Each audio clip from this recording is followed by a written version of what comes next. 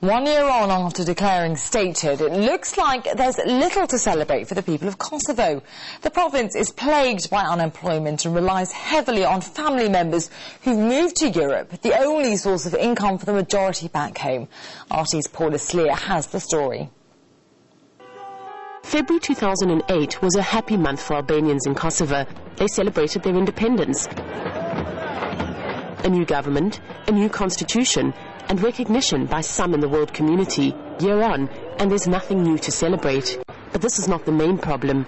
70% of young people here are unemployed, one of the highest rates in the world, and the new year doesn't look any more promising. The only way we can take care of ourselves is if foreign countries protect their companies here in Kosovo. But our government can't do anything to help. But the world economic crisis is not a problem for the people of Kosovo.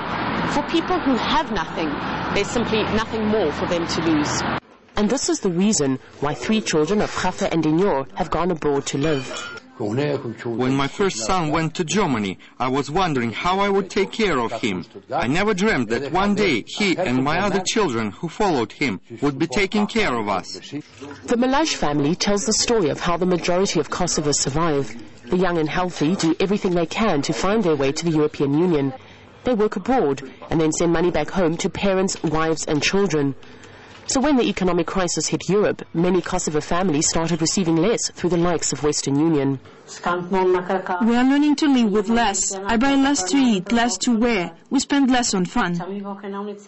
Kosovo was once part of a different economic system. Most of the people lived under communism, as their jobs were protected by the government. But today, they face a system in which many are struggling to survive. The financial crisis will have a big effect on families with breadwinners abroad. And we will see less and less investment from Kosovars living outside the country. But it's not only Kosovars. European governments now have to deal with economic problems inside their own countries, making it less and less easy for them to open their pockets for their Albanian neighbours. Paula Sleer, RT, cleaner, Kosovo. Well, the international community was split on Kosovo when the province declared independence, but have things changed 1 year on? Well, let's talk to RT's Marina Portnaya, who joins us live now from New York. Marina, good to talk to you. Now, the US was a staunch supporter of Kosovo's independence. Have things changed with the arrival of the new administration? Well, Alice, on the issue of Kosovo, U.S. President Barack Obama, otherwise known as Mr. Change, is following in the footsteps of his predecessor, George W. Bush. Obama's position feels more like déjà vu than anything, indicating difference. As our viewers may remember, it was the Bush administration that pushed for and supported Kosovo's unilateral declaration of independence last year. Well, President Obama reportedly sent a letter to Kosovo Albanian leaders saying the U.S. will continue supporting Pristina's independence and efforts to become a full member of the international community. Now, words are just about the only thing the United States can offer Kosovo these days, as America continues facing the worst financial storm it has seen in decades.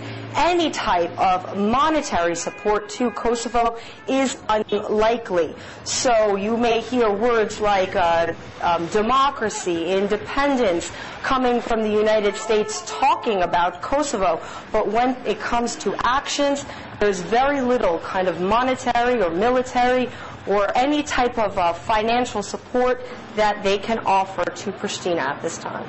Now, a year on, is Kosovo still a big issue at the UN?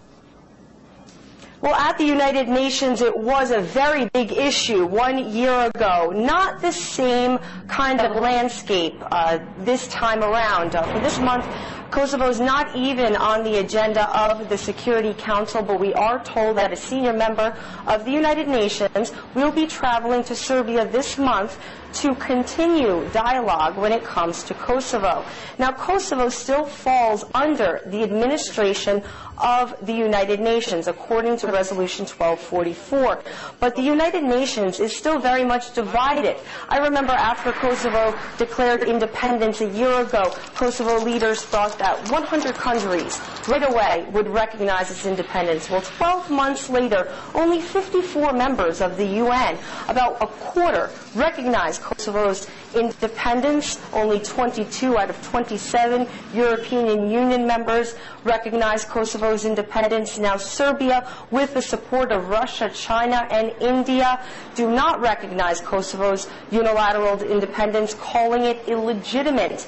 And even last year in October, the UN General Assembly supported Serbia's efforts that are now taking place to bring the legality of this issue before the International Court of Justice. So as you can see, this is still an issue that the international community is very much divided on.